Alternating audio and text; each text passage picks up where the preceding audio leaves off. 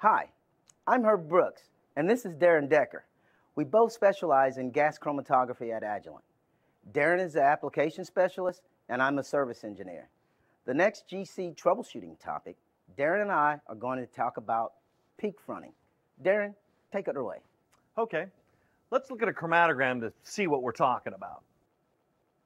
Fronting peaks. Yep, fronting peaks. Like most GC troubleshooting, there are a number of possible causes to consider. Column overload is most likely the cause of this issue. It's usually the case, I'd say, for 80% of the things I've seen. The solution? Easy. Just reduce the mass amount of the analyte onto the column. Either decrease the injection volume, dilute the sample, increase the split ratio, etc. Herb, I bet you can guess what the next most common reason for fronting peaks is. Improper column installation. Bingo. In this case, the flow path to the column might be compromised, and just reinstalling the column might fix your problem. In another video, we demonstrated how to install a column correctly. You can review that process looking at this link here. Another thing to look at is how you're injecting the sample. If you're not using an auto injector and injecting large volumes manually, your injecting technique could be the problem. Volume and speed will be keys. If a large volume is loaded too fast into the inlet, this can cause fronting.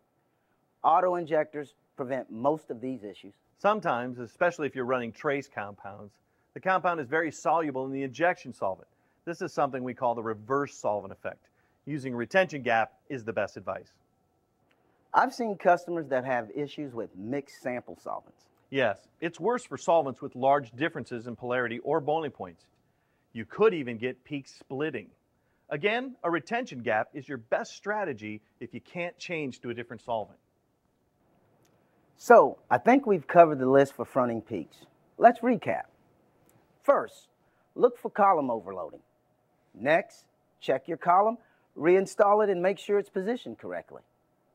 If you're injecting large volumes manually, be consistent with the volume and the speed as possible.